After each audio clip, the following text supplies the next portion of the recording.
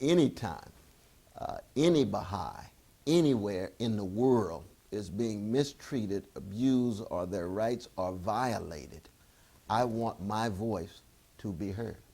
I would like to say directly to the government of Iran that I'm willing to do all that I can to support my precious brothers and sisters of Baha'i Faith, and that as citizens they ought to have rights and liberties that are protected. They ought to be able to attend schools, they ought to be able to live lives of decency, and they ought to be able to come to America or any other place if they so desire. They should be ashamed of themselves that on the one hand they would talk about the passion for the oppressed, as in Palestine and the West Bank. I can appreciate a compassion for the oppressed in the West Bank. I hear it from the president of Iran all the time. There's compassion he has for the oppressed in the West Bank and Gaza. I hear that, absolutely. What about the same kind of compassion and attention to the Baha'i brothers and sisters in Iran itself? Let's make sure that our compassion is morally consistent and spiritually mature. Why be so selective? That's hypocrisy. That's double standards. Any religious faith that is serious about loving others is going to suffer a certain level of degradation, isolation, targeting, persecution, and mistreatment.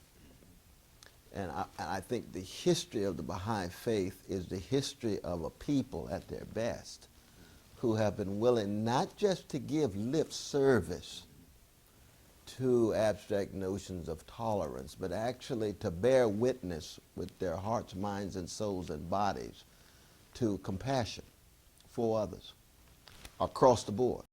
We have to, in the end, have the same universal, all-embracing vision of the sanctity of persons, and each and every one of us as part of the human family that the Baha'i Faith has been putting forward for a long, long time.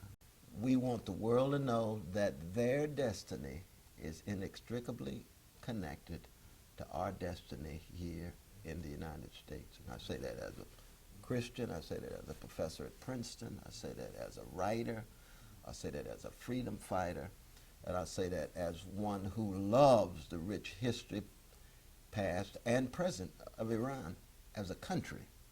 I just want it to be free and democratic. Because I've always thought that anybody who's really committed to an ethos of love ought to be a militant for tenderness and a fanatic for fairness and an extremist of love and a drum major for justice, the way Brother Martin King talked about it. See?